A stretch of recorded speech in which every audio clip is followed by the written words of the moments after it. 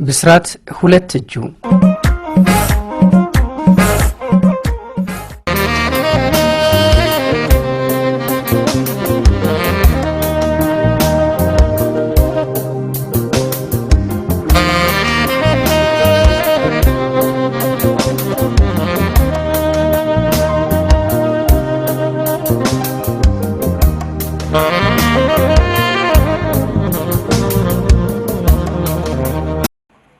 የመደበኛ ስራዎችን ለማሳለጥ የገባ የመቀናጆ በጀት የወረዳ የክልልና የፌደራል በጀት በመቀናጀት ወደ ተግባር የገባ ፕሮግራም እንደሆነ እንድትይዙ ትፈልጋለሁ። ዓላማው ምንድነው? ግቡ ምንድነው? ያው ቀደም ሲያባችሁ ዋናውን ነገር የምናየው ግቡን ነው። ግቡ እንግዲህ ከ2 ዓመት በታች ያሉ ህጻናት ከመቀንጨር ነፃ ማድረግ ነው። አዲስ ዘንድሮ አሁን እንደ አዲስ ቴክኖሎጂ እንደ አዲስ ማስታወቂያ ያለብን በተለይ የፍየል ወተት ማላመድ አለብን። ይህን ባስቀመጥነው ጊዜ ህጻናትን ከመቀንጨር ነፃ ለማድረግ የፍየል ወተትን በወረዳችን ማላመድ ይኖርብናል። ዶሮዎች እንግዲህ ለ5 ዶሮዎች ነው እንግዲህ ለ1 ካሬ ሜትር 5 ዶሮዎች አሁን የሰራ ነው የፍቅድም ያያችሁት 5 እስከ 6 ነው የሚል 5 አርጉ ችግር የለውም። ከ5 እስከ 6 በሚለው 1 ካሬ ሜትር ያስፈልጋል ነው። ዛሬ ፕራክቲካል የዋልንበት ቤት ይሄ እንደሆነ ማወቅ ያስፈልጋል። ሌላው የዶሮዎች አመጋገብ እስከ 2 ወር 3 ፌዝ አለ። የዶሮዎች አመጋገብ በጫጭነታቸው የተመጣጠነ መኖ ነው። እስከ 2 ወር አለ። ከ2 ወር እስከ 5 ወር አለ። ከ5 ወር በኋላ ለእንቁላል የሚያስፈልገው የፕሮቲን የንጥረ ነገር ይዘቱም ሆነ በግራሙ ይለያያል እንደ እንትናቸው ማለት ነው። እንደ እንትና ስለዚህ ከ2 እስከ 5 ወር ባለው እድሜ የቄብ ዶሮዎች አመጋገብ ለቀጣይ እንቁላል ምርት ውጤታማነት ወሳኝ ነው። ቄብ ዶሮ ላይ ነው እንግዲህ ምግብ መመገብ ያለብን ጥሩ መኖ ለቄብ ዶሮ የሚያስፈልገው መኖ መመገብ፣ ምክንያቱም የቀጣይ እንቁላል ምርት እንደመጨመር እሱ ትልቁ ነገር ነው። የመኖ አመጋገብን በተመለከተ ለአንድ ቄብ በቀን በአማካይ ከ2 እስከ 5 ወር ድረስ 70 ግራም ይዛል ድብልቅ መኖ መስጠት። መጠለያውን መሰረት አድርገን መስክ ላይ የሚሰሯቸውን ስራዎች ነው ዛሬ ብዙ ቲዮሪ ማውራት አልፈለግም። ስለዚህ የበግና ፍየል መጠለያ የመጠለያው ወለል ሽንት ለማንጣፍ እንዲችል ከ5% በታች ተዳፋታምነት መሆን የለበትም ነው። 5% ተዳፋታምነት መኖር አለበት ነው ቢያንስ አንድ ፍየል ቤት ሲሰራ። የበግና ፍየል መጠለያ ከፍታ ለሁሉም አግሮ ኢኮሎጂ ቀጠናዎች ከ2 እስከ 3 ሜትር ከፍታ ያለው ቢሆን ይመረጣል እና 3 ነው። አሁን በረሃማነት በጣም በስፋት ወይና ደጋ የምንለው አይደለም አሁን እየሆነ ያለው ሳይ። ስለዚህ 3 እያደረግን ያለው ወይና ደጋ ላይ ለዚህ ስለሆነ ጣራው አስፈላጊነቱ ወይና ደጋና ደጋ በቆርቆሮ ሊሰራ የሚችል ሲሆን በቆላ አካባቢ በሳር ቢሆን ይመረጣል ነው። ምክንያቱም በጣም ግመቱ ስለሚጨምር በራዎች ላይ ለእናት ፍየል እኩል መጠለያ አይሰራም። ስለዚህ እንደ እርባታው ሁኔታ እንደ እንስሳዎች እድሜ የመጠለያው ሁሉ ይለያያል ነው። ልክ መኗቸውም በዚያው ሌሎችን ሰው ማሳየት ለነሱ ስልጠና መስጠትና እንዲሰሩ ማድረግ ነው። ክላስተር መሆን አለበት ወይ እንደገና መከለስ አለበት ወይ ምን መራው ላይ ካልኩሌሽን አድርገን መስጠት ያለብን ከኛ የሚጠበቅብን እንደዚህ ነው እና ምን ነገሮች ናቸው ተዋህደው መጥተን ነው የሚሰጡ ነው። እሱ ላይ ነው መስራት ያለብን። የፍየል የተመጣጠነ መኖ ልክ ዶሮ ላይ የተመጣጠነ መኖ ቢያንስ አንድ የተመጣጠነ መኖ ስንት % ካርቦሃይድሬት ስንት % ፕሮቲን መሆን አለበት የሚለው እናውቀዋለን፣ መቀመር እንችላለን በምንችለው ልክ ማለት ነው። ልክ እንደዛው ሁሉ የፍየል ስንት % ካርቦሃይድሬት ስንት % ደግሞ ፕሮቲን ይሆናል የሚለው ግልጽ ቢደረግልን መጠናት አለበት። ፍየል ላይ አሁን የምንገዛቸው ፍየሎች ከየት አካባቢ መሆን አለበት? አሁን የንግድ ፍየል ከሆነ በአጋጣሚ መረጃው ቅድም ይበልጣል ሲናገር እንደነበረው መረጃው አሁን እኛ ወደ ቆላ ሆነ የደጋውን የሰደው የከርባሪ ፍየል በታመጣው መለምን ቅድም እንደተባለው ክላስተር ይሁን በሚል ምልመላ መስፈርቱ ላይ ምስላል አቅርቤው ነበር፣ ግን ማድረግ አልቻለም። አንደኛው መመልመያ መስፈርት ምንድነው? ድሃ የሆነ ሀብታም ያልሆነ ይላል። ለመርዳት ስለሆነ ክላስተር እናድርገው ከተባለ በሀብት ላይ ሀብት መጨመር ሆነብን እንጂ አግኝተን ነበር ቅድም እንደተባለውና በጣም ወጥተን ወርደን ታግለን ይሄን የሰራነው። ሁላችሁም ቀድማችሁ በዝግጅት ምዕራፍ ምን ሰራለው፣ በተግባር ምዕራፍ ምን ሰራለው፣ በማጠቃለያ ምዕራፍ ምን ሰራለው የሚለው ነገር በመነሻ ማደረግ አለበት። ማትሪያል አለ የምትሉት ቦታ ላይ እናንተ ሰርታችሁ እነዛ ሰው ይጠርታችሁ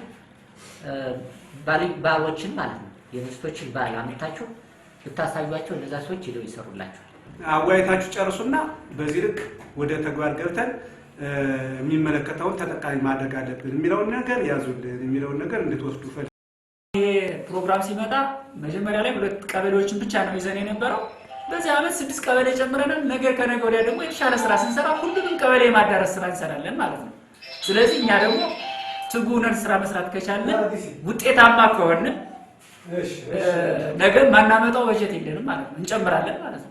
ስለዚህ ከዚህ አኳያ ትኩረት ሰጠን ዶሮ ቤቱ መጠናቀቅ መቻል አለበት አላችሁ። ግባቱን እየሰጣችሁ እዚያ መንደር ተጨማሪ ነፍሰ ጡር ተጨማሪ አጥቢ እየተመለመለ ሁሉም ሰው ዶሮ እንዲኖረው ይፈልጋል። ሁሉም ሰው ሌላ ፓኬጆች እንዲኖሩት ይፈልጋልና በዚያ ልክ ወደ ተግባር እንድትገቡ ነው የሚፈልግ።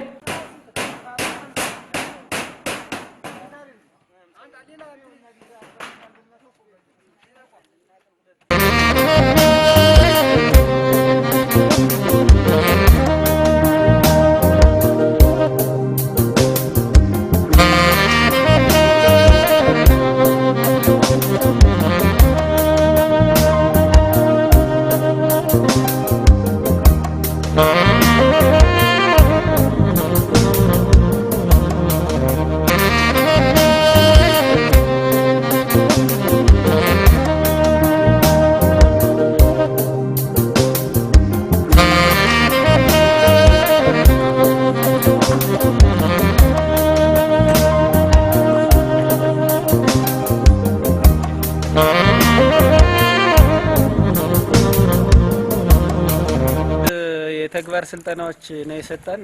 በሰቆጣ ቃል ኪዳን ፕሮግራም ነው ስልጠናዎችን የሰጠን።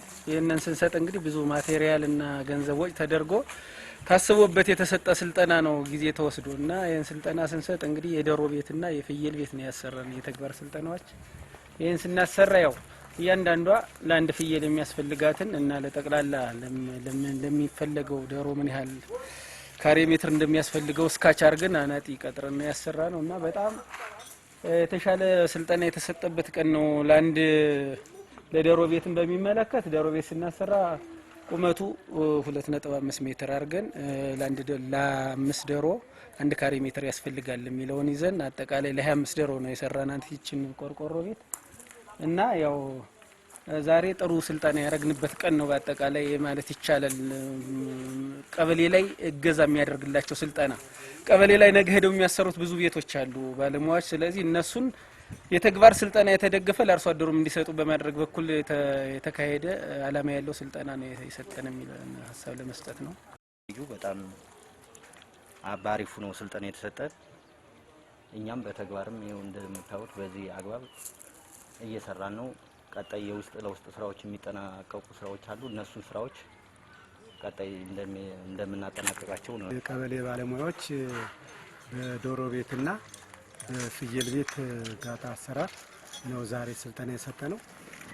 በተለይ የስልጠና በጀት ባይኖረንም ከድጋፍና ክትትላችን ከምናደርገው ይህ ወሳኝ ነው በሚል እንትን የቀበሌ ባለሙያዎችን ጠርተን በጀታችንን በቀጣይ ያው ስልጠና በጀት ባይኖረንም ከድጋፍና ክትትላችን አስፈላጊ ነው በሚል ይዘን ይህንን ስልጠና ዛሬ እንዲሰጥ አድርገናል። ይህ ስልጠናም በተለይ በሙያተኛን መሰረት ያደረገ አናጺ በመያዝ ስራዎችን የዶሮ ቤቱ ሆነ የፍየል ጋጣውም በአግባቡ እንዲሰራ አድርገነዋል። ያው የተወሰነ የሚቀረን ነገር ቢኖርም እንጨርሰዋለን። አሁን በዛሬው ላይ ባናጠናቀቀውም ያው እንጨርሰዋለን። ይህንን ስራ ዘላቂ አድርገን በቀጣይም እዚህ በሰራነው ሞዴል ዶሮዎችንም አስገብተን ለሁሉም ለዘላቂ የሆነ ስልጠናዎችንም ለማከናወን ይሆነናል ብለን እናስባለን።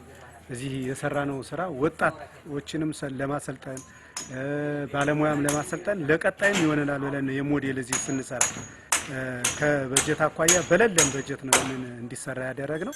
በቀጣይም ከዚህ ፕሮግራም አኳያ የፕሮግራም ሰፊ የሆነውን ድጋፍ እያደረገልን ስለሆነ በቀጣይም አጠናክረን የምንቀጥልበት ሁኔታ እንደመሆን ነው በእኔ በኩል መስጠት የምንፈልገው። ይህንን ፕሮግራም ያው ስናስተባብር ያው እንግዲህ ባለው እንትን የቀበሌ ባለሙያውም ያው ያስፈልጋል የሚለውን ነገር ይዘን ነው እየሰራን ያለን የሚለውን ነገር ለመስጠት ነው። ይህን በማድረጋችሁ ከኮሚኒኬሽን ከሰቆጣ ቃል ኪዳን ፕሮግራም አስተባባሪዎችም ከጽህፈት ቤቶችም ይህን ፕሮግራም አስፈላጊ ነው ብለው ስለሰጡን ተጠቀሙ ስላሉ እኛም እጅግ የምናመሰግነው መሆኑን